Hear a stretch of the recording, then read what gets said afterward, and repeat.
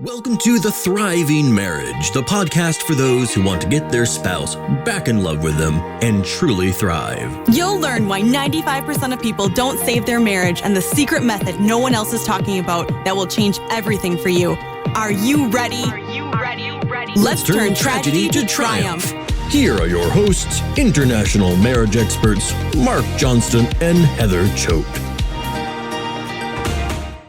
Welcome, everyone, to the Thriving Marriage podcast. Glad to be here. Glad to have you all listening in. So my name, of course, is Marc Johnston. With me this week is my wonderful wife, Jennifer. Hello. Happy to be here. Great. So this week, what we wanted to talk about was we wanted to talk about resistance to change, what that looks like in your marriage. We wanted to talk about maybe what's going on, how to get around that. Because I'm sure if you're out there and you're trying to put some improvements into your relationship, you probably have met with some amount of resistance to the changes that you're making. So we want to kind of clarify some situations going around that and maybe help all of you deal with those issues. But before we get into that, we have the client win of the week. So this is a win from our reboot group, and it comes to us from Damon. Damon says that he had a huge win yesterday. He spoke he says he spoke his first home story about Lent to his wife yesterday. Now, for those of you who aren't familiar, excuse me. Home stories are what I call essentially affirmations that we direct toward other people that are paired with actions to reinforce them. So Damon says, Minhee and I are both Catholic, so this has major significance for both of us. Lent is a time for personal transformation. After I finished, I gently probed a bit further and asked her about her feelings and thoughts regarding our relationship. She really let me have it. Absolutely pours out all her feelings and anger about the problem in our married life. She says the most frequent one was, you don't listen. I responded by saying, yeah, I agree that I didn't listen because I was being arrogant and so on. Her listing as many issues as she can think of and me gently responding with some affirmations. She finally said, I never, never, never wanted to divorce you. I responded sadly, I understand. You could only take so much. I failed you. I'm so sorry. Shortly thereafter, I told her that I will be doing a lot of online study and workshops to learn how to fix these problems and to become the very best version of myself that I can be. She seemed very happy that I'm doing this, Damon was saying. I said, this work I'm doing is for you, me, and our relationship. I think it will really help us. I've never been able to have this type of deep conversation with her before. We have reached that level 4. I assume that he's talking about level 4 of intimacy in terms of sharing. What a rush, he says. What a major win this is. I think I will sleep better tonight than I have in weeks. Aww. So the whole point of this, it's demonstrating that there are ways to really open up conversations, even if things have been a bit closed off. Right. What would you say would be a major, looking at his win here? The major way he was opening up this conversation that he'd never been able to have before. Now, I don't know specifically when he says he spoke his first home story or home message, what he meant by this, but I think it had a lot to do with basically it sounded like his wife was really concerned about him not listening to him, and instead of responding or being very defensive, he really tried to give a lot of affirmation or demonstration that he was listening to her. And I think this demonstrates what we're going to talk about today really well, because, when you have a difference of opinion, depending on how big the divide is, it might be hard for your spouse to hear you. It's like yelling across the room when you're so different. But when he starts validating her point of view, that's very supportive and gets people to kind of settle down and listen. Yeah, it starts to bridge that gap a bit. And share how I see you from your perspective. I think feels very validating to people. I would agree. So on to the topic at hand, because I think it ties in nicely with the win a bit, just like you were saying. So Jen and I were actually thinking about this topic the other week of why is there a lot of resistance to change? And the topic of this discussion came up as we were listening to a speaker that both Jen and I enjoy hearing. His name is Jordan Peterson. He's fairly well known. He's an academic, a teacher mainly, Mm-hmm. but he researches psychology really deeply, like Jung and Carl Rogers and things that are already of interest to us. So his perspective is good for understanding this topic, especially. Now, as I understand it, Jordan Peterson, I believe there's some controversy surrounding him. But, despite what you might think about him, I do believe that he has good ideas. Yeah, as a person, you might disagree, but his ideas are worth listening to, I believe. Yeah.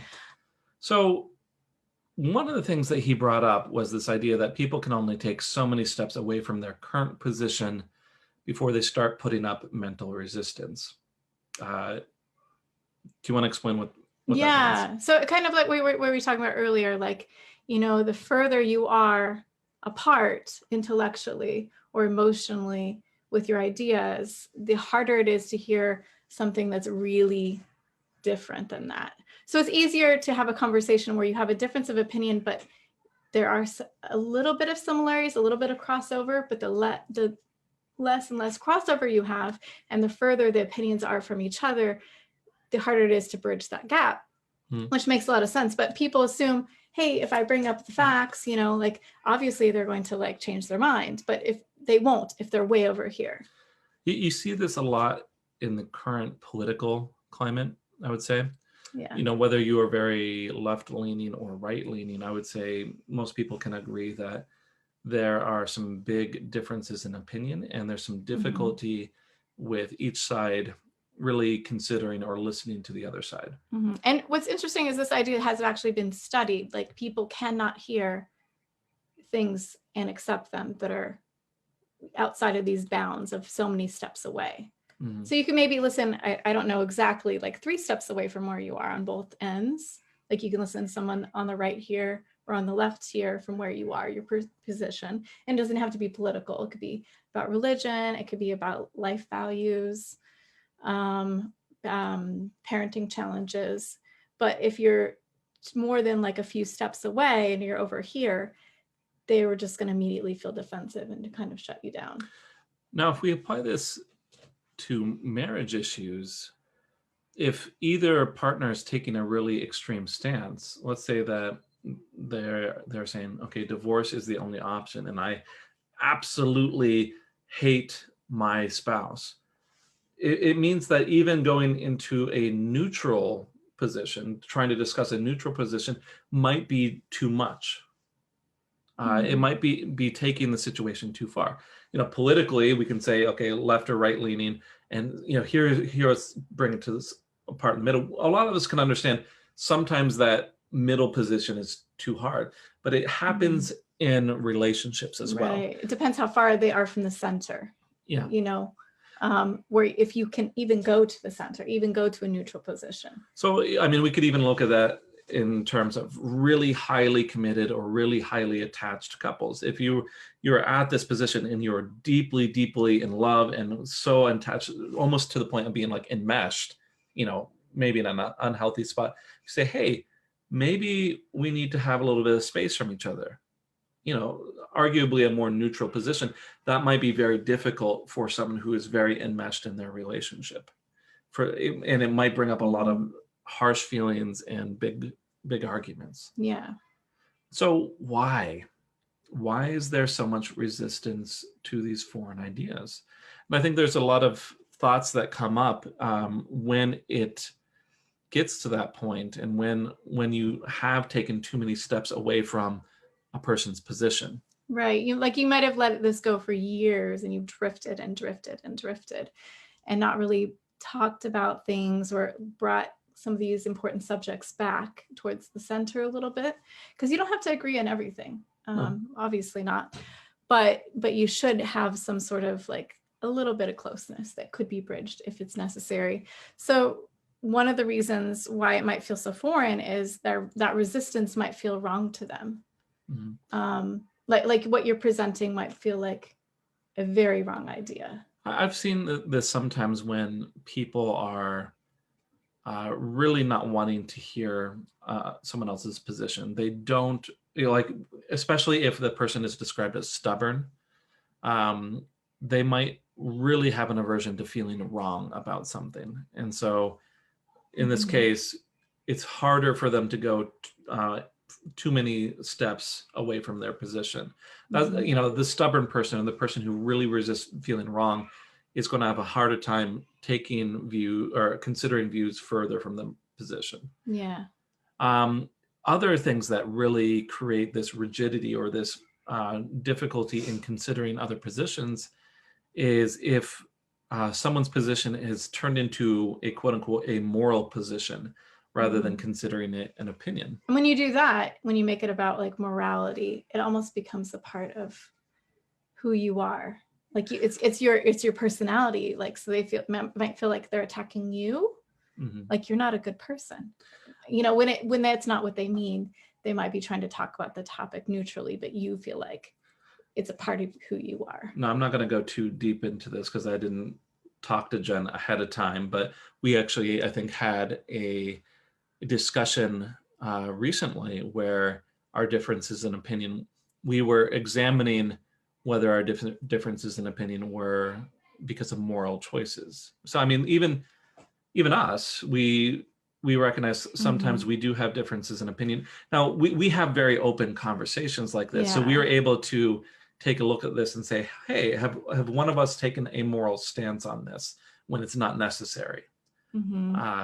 So, I mean, we've had years of practice, using a lot of these tools, and we're used to examining different points of view. But, I'll admit, some of our views became a little bit rigid in this discussion because it started to touch on these positions of feeling, okay, this is the moral position and this is not. Because it could be the way you grew up, your conditioning, and that does feel like a little bit like your personality. It's ingrained in you, and you wonder, is that because I've been conditioned to feel these things about this topic, or is it because this is what I truly believe and there needs to be some soul searching? Yeah. Because if it is something you truly believe and hold dear, then hold on to that and try to talk about it. So you do have to kind of consider and, get your own personal revelation on whether you feel strongly enough about that thing for it to matter. Other things that can prevent you from someone from considering too many, not having enough consideration for further steps away from their position is if they have tied their position into a value system, as in, if they are saying to themselves, I have to stand up for myself. This is the right thing for people to do. It's not okay for me to be a wimp. It's not okay for me to share emotion. Facts are so much more important. We're talking about resistance to change. So we, like I said, we were, just to pick right back up where we were talking about why there might be some rigidity, why there might be some resistance to consider other people's positions or opinions. And like I said, I was saying just before we got cut off, it might be because an individual has tied their position into their value system. Like what they are doing is the right way to handle what is going on. And when you get like that, sometimes you're like, feelings don't matter because this is either right or wrong. It becomes very, very black and white thinking, and very rigid, like you mentioned. And so overcoming that can be a little bit challenging because you don't want them to feel like what they're identifying with makes them a good or bad person. Like you don't want it to become about their personality. You want the issues to be the issues. Yeah. So the last thing that might create a little bit more rigidity or a lack of consideration is if you or your partner feel like your position is threatened and there's a need to defend it. And we know if you've really done your homework, you know that defensiveness is a really big problem within relationships and can sometimes be just even by itself something that is a pitfall and can really do some damage. But this in this particular situation, it creates that rigidity, much like these other things.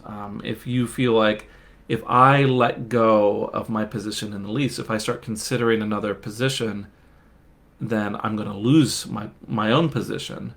It really creates that rigidity, that lack of ability to consider other people's positions themselves. Yeah, they might not see a situation where both people can come out feeling like we are both heard. And that really creates a lot of rigidity and a lack of consideration. So not feeling heard, it does a lot there. So, I mean, we're talking about this. How does this really show up within a marriage? You know, what are some of these concepts or ideas that people might be getting stuck on? What do you think? I would say, in terms of commitment, communication, sharing your feelings, like, is important. Maybe they've been shut down so many times, they're like, he's never going to listen. Why even try? Parenting styles, conflict resolution. So one of the things that, I think a lot of people who are in this Facebook group, a lot of people who seek out services, they're looking at this and they're saying, okay, we need to have some commitment to the relationship. Why can't they just decide to fix things? But this is one of these foreign ideas that if they are saying, I want a divorce, and you're way over here and saying, I want 100% commitment, it's too many steps away. So instead of being 1 or 2 steps away, you're 10, 20, 50, depending on how far you guys feel like these differences are. And this is probably why those discussions over commitment get shut down hard. Yeah. Same thing with communication. If they are saying, I can't talk to you at all, it's too painful, you're too controlling, or whatever excuse that they're giving, and you're saying, you need to be very deep, you need to share how you feel, why are you so upset with me? And like these two opposing positions are too far. Yeah. So I guess what we're trying to say is we need to start moving a little bit closer. It might not be where you want to be. Like you have an ultimate goal of being all the way there with understanding each other, but you might just slowly move the positions. You might also have, like Jen mentioned, I think one of the things that you said was parenting styles. I know you and I have clashed. Now, our styles aren't terribly, terribly different, but I tend to be a little bit firmer with the children, and you tend to be a little bit more soft. And we've had some clashes where I felt like there needed to be a little bit more firmness in there. And what we ended up, doing with a lot of these cases where Jen and I clash is we try to find positions that are a little bit closer to the other person and we make some compromise. And I feel like we both have to ask the same question when we try to fix this of how can I give a yes in some way? Like, what ways am I willing to budge? What ways are actually really important to stick to my guns? So, when we, talking about parenting, you might be like, okay, because we had an issue with possibly getting a pet. And at first, we were over here, like, with no pet, or the kids need a pet. But then we could kind of be like, well, what circumstances would it be okay? What kind of pets would be okay? Can we think about this? Maybe there's some timing. Maybe we wait a while, before, like, the kids need to get slightly older. There could be a yes in there somewhere where you can just bridge that just a little bit closer, where you feel heard. You don't have to give in all the way, but you can also be a little bit yielding and give a little bit of a yes to your partner. I think that feels really rewarding for the partner to have just that tiny bit of allowance. And I think this is one of the quickest routes to success with this particular problem. If you have really opposing views and you feel like your partner has really put up their walls and is really getting defensive and won't budge, there are a lot of ways to remove this resistance or even lessen it. And yes, our example here, is something fairly benign, but there were some really high feelings. There were some tears. Our 14-year-old was in tears. So like we had to kind of like talk about that. It became an emotional issue. Mm-hmm. So what we ended up doing there, like Jen said, was we made compromises that took the position a little bit closer in the direction of the other person, so that our views could be, could be considered a little bit easier. Now, I will admit that we've, in the topic of pets, we've taken some increasing steps towards having more pets in the house. I will admit I'm a bit of a grump in this case. And for many years we've had no pets, and I've made some compromises over the years too. We'll have some small caged pets, bunnies and guinea pigs, right. And now we're over here. But, the reason why I'm sharing that is it illustrates something big, in that even if you have very opposing views, if you take baby steps towards each other, towards your other partner, it can shift views over time. So perhaps they are way over here and saying, I will not be committed to this relationship anymore. But if you say, hey, well, why don't we don't need to be 100% committed to this relationship. Why don't we just have a small baby step? Why don't we just be committed to having good communication? Why don't we just commit to not being rude to each other? Mm-hmm. Why don't we commit to not treating each other unkindly? Or talking about each other kindly in front of the children. It could be very tiny allowances. And those allowances allow for further steps towards what you may want. And that's important. It's so important that you can yield on some things, but understand yourself well enough to know what is really important to me. Mm-hmm. Like, what will I not give up, but what can I give to my partner as a gift of understanding, as a gift of validation for them? I think a big piece in this is examining yourself. And do you have some resistance in allowing for differences in perspective?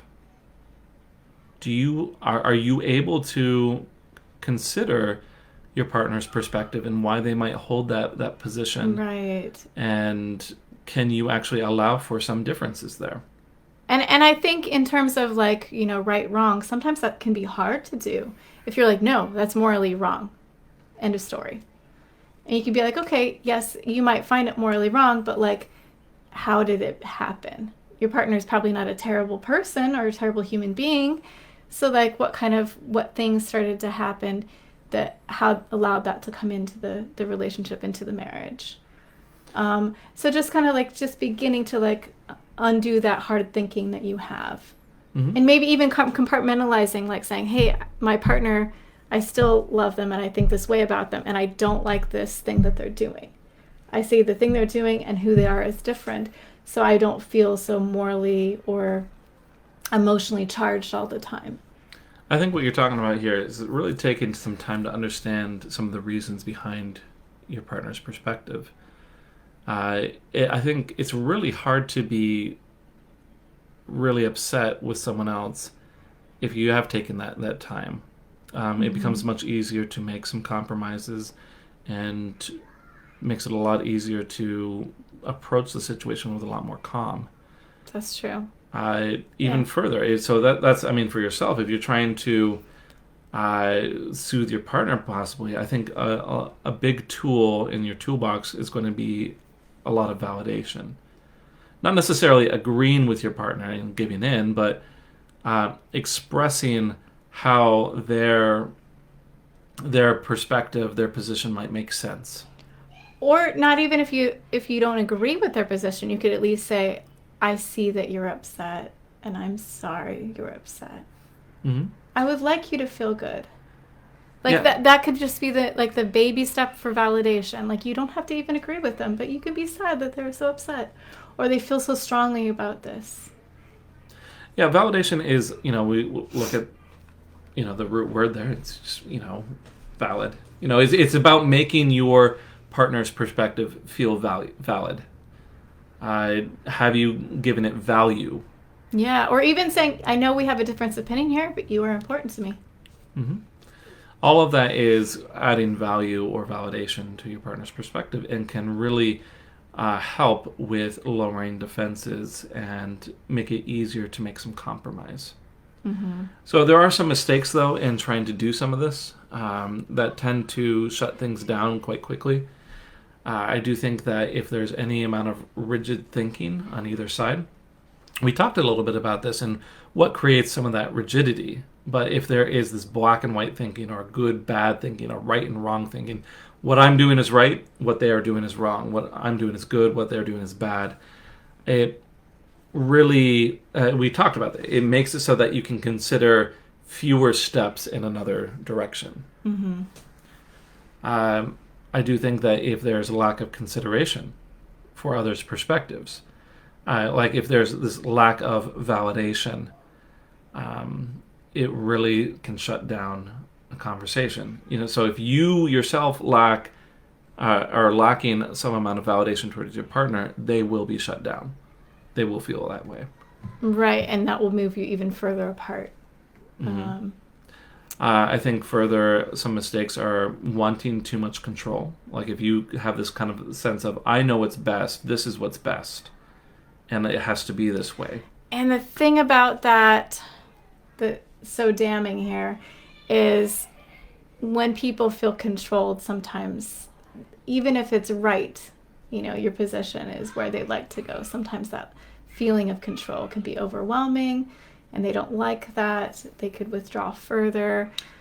I think it roots in a sense of a lack of consideration. Yeah. That's where that sense of feeling controlled comes from. And when I start trying to control a situation, I take a step back. I realize that, hey, I'm in fear a little bit here. Like I have some understanding for myself. And I have to understand that no matter how much I strongly believe about something, it doesn't matter that my partner or my spouse has to also feel that way for the real change to happen. Mm-hmm. They might really want to please me, but they have to start buying into it as well for a real change to happen. They have to want it for themselves, not just because you want it. So there has to be a letting go of that control to some extent. Other mistakes are passivity, as in waiting for others to act, or meaning not communicating what's expected or wanted, or being highly critical.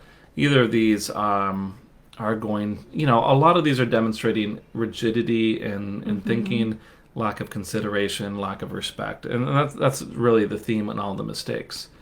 Now, I do want to answer this question here before we go on and, talk about how this applies. So we have a comment here asking, what do you do when your husband has an affair and moves out and stays with her? Now, it might not immediately seem like it applies to the topic of conversation, but it does. The commenter here is basically saying there should be this high amount of commitment, and here is the husband who's saying, I'm done with the relationship, I'm moving in with this affair partner. Right. So it sounds like you're very many steps apart at this point. So I've worked with a number of individuals who are dealing with this very situation where an affair is revealed and the partner who's engaging in the affair jumps into that relationship fully. And I think that quite often the mistake that's made in those scenarios is this demand that they stop things right away. Now, sure, if they're willing to do that, great. If they're really sorry, repentant about the affair, if they're feeling very guilty about the affair, right, then that tells me that their position is not so far from your own. It means that they have some amount of commitment to the relationship, but a situation where they are moving in with the affair partner tells me that they are not. And any high demands of commitment towards the marriage, it's going that those attempts are going to fall flat on their face. It's not going to work. Mm-hmm. And so you look at other steps that are closer to your position, but not so far from their own. As in, hey, you're having this affair.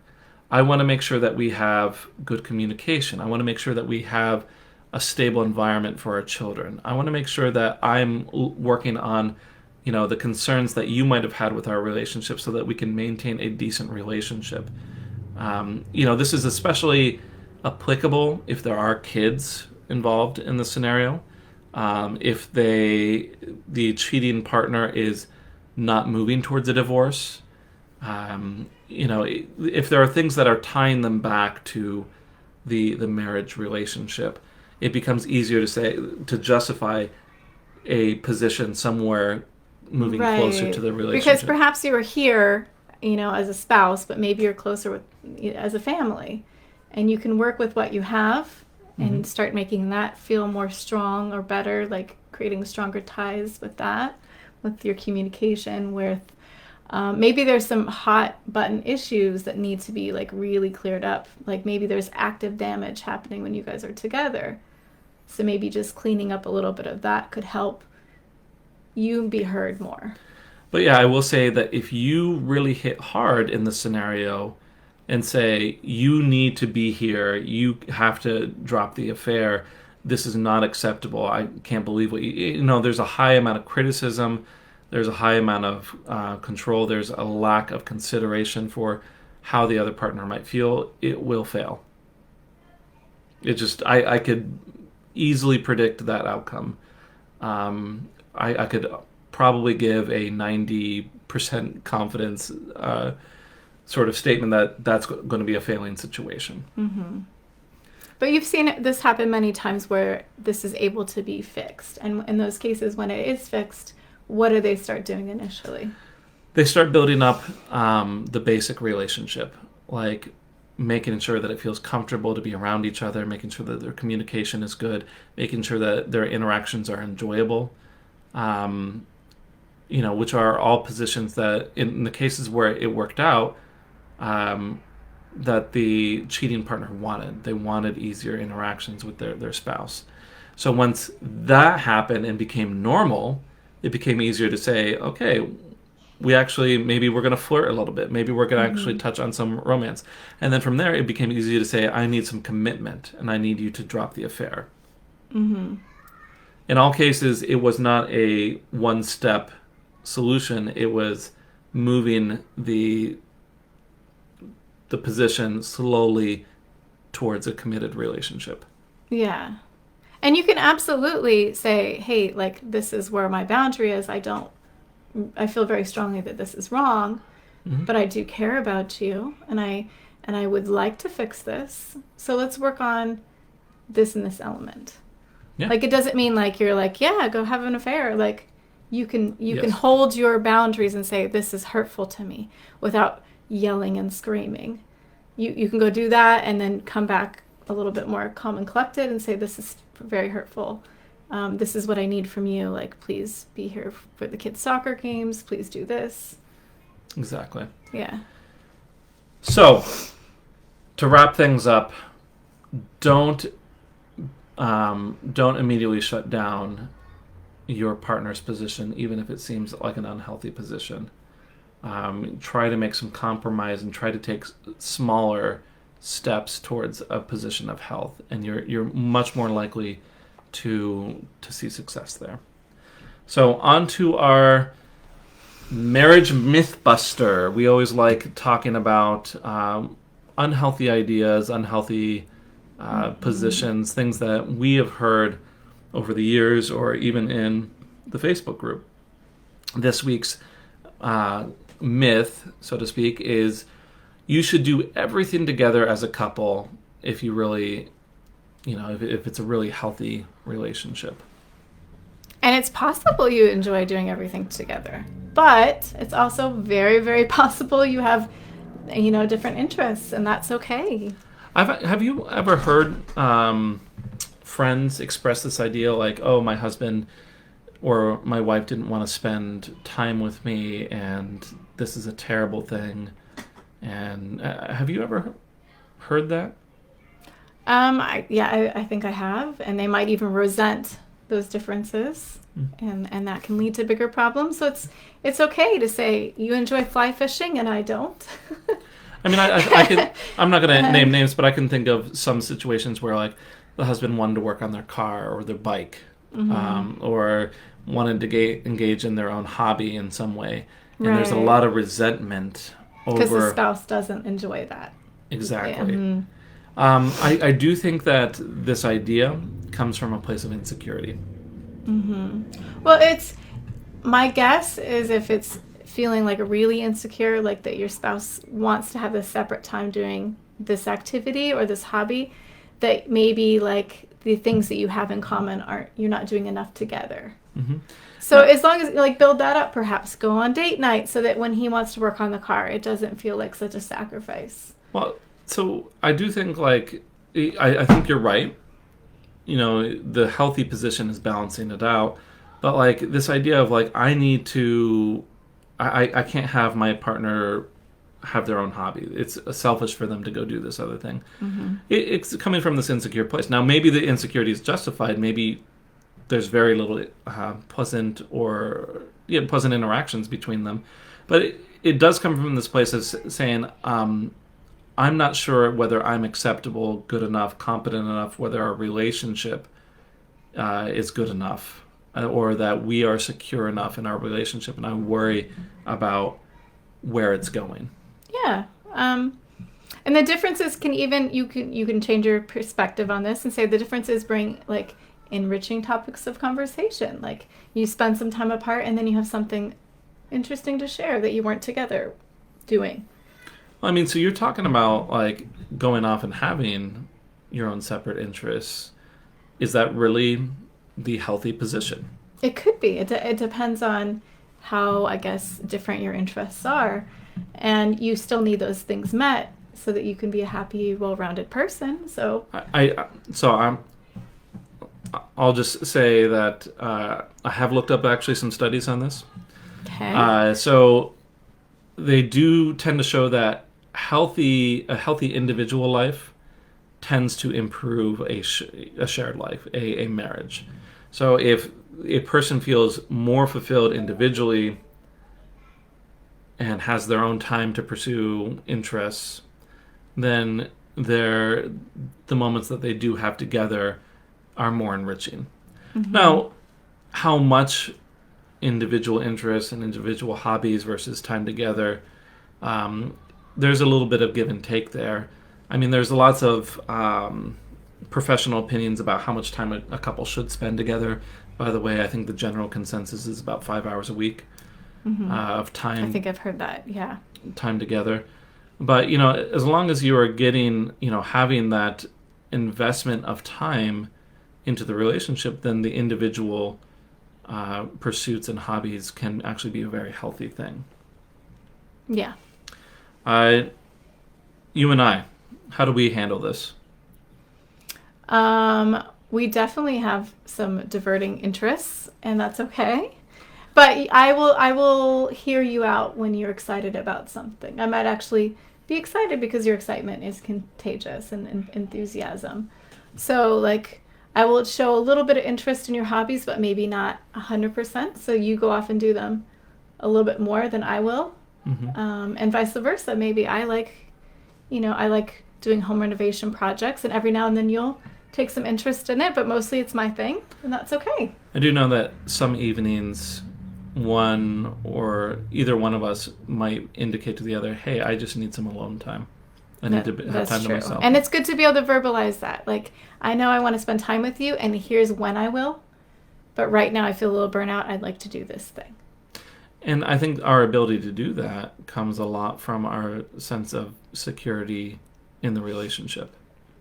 Right. I think because our interactions that are shared, our interests that are shared seem to be strong and healthy. And I could easily see that if I did not feel as secure about our relationship, if you were to tell me that you needed time away from me, I could see how that could be damaging.